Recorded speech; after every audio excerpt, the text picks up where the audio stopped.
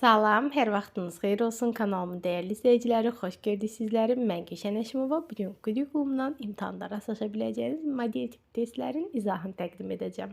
Ümid edirəm ki, bu izahım kanalımda olan hər kəs üçün faydalı olacaq. Əgər bu tip izahların ardının gəlməyini istəyirsinizsə, bəyənib paylaşmağı unutmayın. Həmçinin kanala abunə olun ki, izahlar yerləşdiriləndə sizlərə bildiriş halında gəlsin. İndi gəlin keçək testlərimizə görə hansı sual tiplərlə bugün işləyəcəyik. Baxaq birinci sualımıza. Taksonomiya ilə bağlı bir sualdır. Gördüyünüz kimi taksonomiyanın 3 mərhələsini soruşur bizdən və aşağıda yazılıb. Biz bunları nə edəcəyik? Uyğunlaşdıracağıq. Birinci anlamaq, ikinci təhlil etmək, üçüncü dəyərləndirməkdir. Bizim bu hissə ilə işimiz yoxdur. Bizim işimiz hansı hissə ilə olacaq? Təbii ki, bu aşağı ilə. Yəni A, B, C, D, E yazılanlar. İndi gəlin oxuyaq. A-da yazıb ki, avtomobil tüstüsünün ekoloji vəziyyətə verdiyi ziyanla bağlı mövqeyini bildir. Baxın, əgər mən öz mövqeyimi bildirirəmsə, deməli situasiyanı dəyərləndirirəm. Yəni öz aspektimdən yanaşıram. Deməli açar sözün mövqeyini bildir. Yəni mənim fikrim soruşulur. Bu nə olacaq? Dəyərləndirmək. 3-ə yazırıq A. Keçirib B-ni oxuyuruq. Deyir, əsəri oxuyun və əsərdə ən təsirli olan 2 məqamı göstərin. Əsəri oxudum.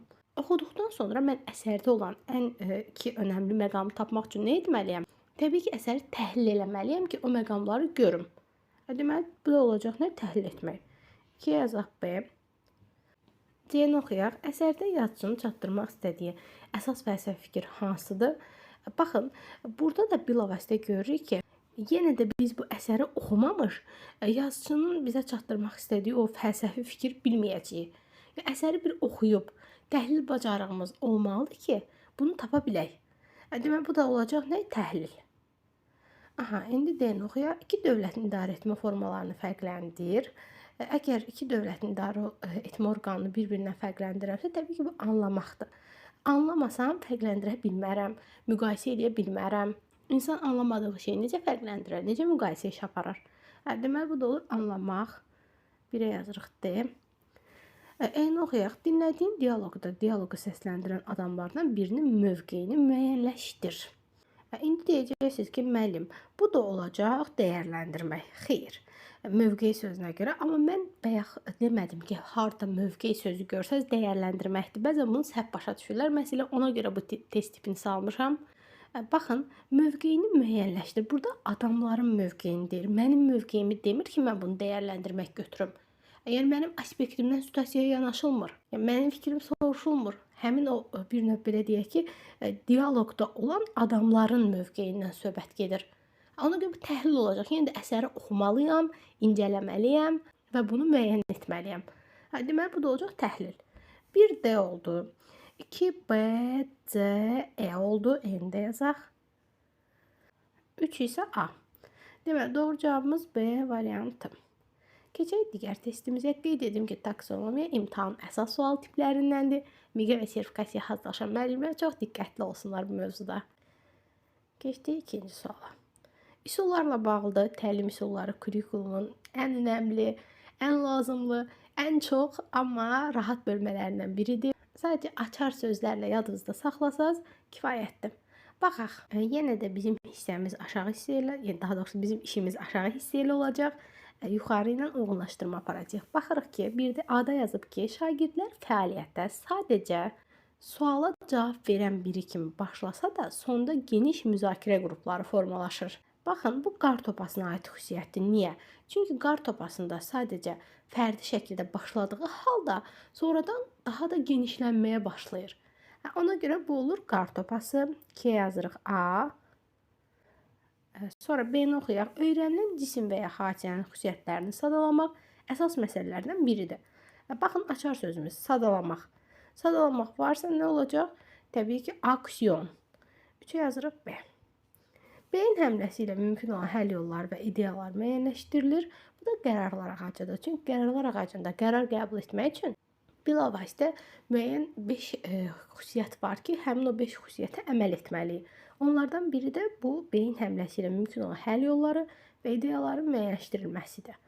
Deməli, 1C, 2A, 3B. Yəni, doğru cavabımız olacaq B variantı.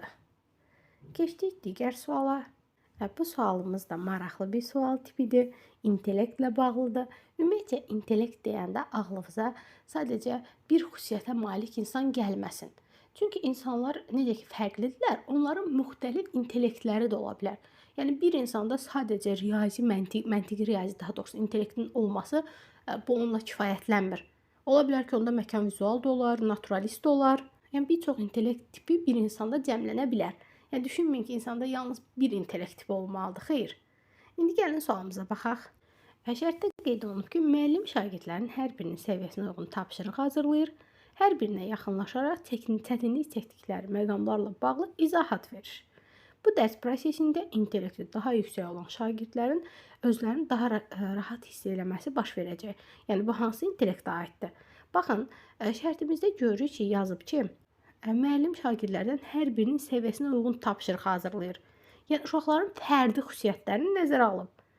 Deməli, bundan da əlavə qeyd olunub ki, hər birinə yaxınlaşaraq çətinlik çəkdikləri məqamlar bağlı izahat verir. Təbii ki, fərdi şəkildə yanaşma var. Bu da fərd daxili intellektin daha çox xoşuna gələcək. Yəni daha çox prosesdə iştirak edəcək, rahat olacaq. Ona görə cavabımız C, fərd daxili. Digər izahlara keçməzdən əvvəl, daha doğrusu digər suallara keçməzdən əvvəl gəlin bir balaca dərslərimiz haqqında qeydiyyata düşmək barədə sizə məlumat verim. Əlaqə nömrəmiz burada qeyd olunub 055 280 59 24. Bu nömrə vasitəsilə bizim yeni açılan qruplarımıza qeydiyyata düşə bilərsiniz. Siz də dərslərə qoşulub mükəmməl şəkildə açar sözlərlə əzbərləmədən dərs prosesində öyrənib imtahana yollana bilərsiniz. Çünki bizdə heç bir belə deyək, kitab, vəsait, əzbərləmək, belə bir şeylər yoxdur. Sadəcə dərs prosesində açar sözlərlə mənimsəmək, dərsi mənimsəyirsiniz rahat formada və beləcə balınızın üstünə bal gətirirsiniz. Çünki imtahanda bir bal belə bizim taleyimizi həll edir. Düşünməyin ki, kurikulumda hazırlaşaram, bir ay qalmış, bir gün qalmış, xeyr. Əvvəlki kurikulumla, əvvəlki proqramın tələbi ilə hal-hazırki kurikulumun tələbi eyni deyil. Bunu unutmayın. Keçək indi digər suallara. Təfəkkürlə bağlı sual tipidir. Şərtdə qeyd olunur ki, müəllim şagirdləri qruplara bölüb bir neçə məşhur şəxsin şəklini verir və tapşırır ki, həmin şəxsləri müəyyən meyarlara sıralasınlar. Qrup işi bitəndən sonra ortaya müxtəlif nəticələr çıxır və şagirdlər qərarlarının səbəbini bütün siniflə bölüşürlər. Bu zaman şagirdlərdə hansı təfəkkür inkişaf edir? Baxın, burada açar sözümüz əslində var. Açar sözümüz budur. Həmin şəxsləri müəyyən meyarlara sıralasınlar. Sonra digər açar sözümüz qərarlarının səbəbini bütün siniflə bölüşmək. İndi deyəcəksiniz ki, müəllim, bunlar nə açar sözdür? Baxın, əgər tənqidi təfəkkürlü insandan söhbət gedirsə, bu insan sübutla, faktla, dəlillə danışır. Burada da deyir ki, həmin şəxslər müəyyən meyarlarla sıralayırlar. Yəni istinad edirlər də nəyəsə. Yəni boş-boş bu odur, o budur demirlər. Deməli, burada fakt var, sübut var. Bu nə olacaq? Tənqidi təfəkkür. Qərarların səbəbini siniflə bölüşürlərsə, deməli, bu insanlar bunu araşdırıblar. Biz də bilirik ki, tənqidi təfəkkürlü insan araşdırmaya, fakta, sübuta, dəlilə önəm verən insandır. Ona görə C. Məntiqi olmaz. Konvergent yaradıcı təfəkkürün içindədir. Divergent yaradıcı təfəkkürün içindədir. Bu da olmaz. Çünki yaradıcı təfəkkürlü bir şey yoxdur situasiyada. İnduksiyada məntiqi təfəkkürə aid olan bir növ belə deyək termindir. Ona görə doğru cavabımız C. Keçdik sonuncu suala. Bu sualımız da nəzəriyyələrlə bağlı bir sualdır. Emosional zəka nəzəriyyəsinə istinad eləmişik burada da. Baxaq, müəllim buzqıran strategiyasından istifadə edərək şagirdlərin bir-birini tanıması üçün şərait yaradır. Hər bir şagird özü haqqında fikirlər səsləndirir. Şagirdlərdən biri qeyd edir ki, mən əsəbləşsəm belə kiməsə səsimi qaldırmıram. Nə qədər kədərlənsəm də özümü ələ ala bilirəm. Həmin fikirləri səsləndirən şagird emosional zəkanın hansı komponentinə aiddir? Baxın, burada açar söz nədir? Əsəbləşsəm belə kiməsə səsimi qaldırmıram. Nə qədər kədərlənsəm də özümü ələ ala bilirəm. Yəni, özünü ələ ala bilirsə, deməli, özünü idarə etmə mərhələsindədir də. Öz hisslərini, emosiyalarını, bir növ belə deyim, hiss deməzdim, öz emosiyalarını deyərdim. İdarə etməyə bacarır. Ona görə doğru cavabımız olur B. Sosial məlumatlıq olmaz. Özünü dərk bir növ, özünü dərklə bağlıdır, beyinlə bağlı prosesləri özündə əks etdirir. Münasibətlərin idarə olunması insanlarla bağlı prosesi ehtiva edir. Empatiya isə kiminsə yerinə özümüzü qoya bilmək, onun hisslərini, düşüncələrini yaşaya bilməkdir. Ona görə doğru cavab B variantı. Bu da mənim sizə bugünlük təqdim etdiyim testlər. Ümid edirəm ki, izahlarımın faydası olacaq. Əgər bu tip izahları kanalda ardıcıl yerləşdirilməyini istəyirsinizsə, buna siz vasitəçi ola bilərsiniz. Elə məhz bu izahı bu il imtahana yollanacaq yoldaşlara göndərməyi unutmayın, paylaşın. Sizlərin paylaşması biz üçün önəmlidir. Düşünürük ki, bu izahlara ehtiyacınız var. Biz də tez-tez sizlər üçün izahlar təqdim edək. Həmçinin də gec olmadan dərslərə qeydiyyata düşməyi unutmayın. Təbii ki, bu nömrəyə yazırsınız. Biz sizə dərslər haqqında məlumat veririk. Uyğun olduğu təqdirdə də qeydiyyata düşürsünüz. 055 280 59 24. Sağ olun, salamat qalın. Növbəti izahlarda görüşmək ümidi ilə.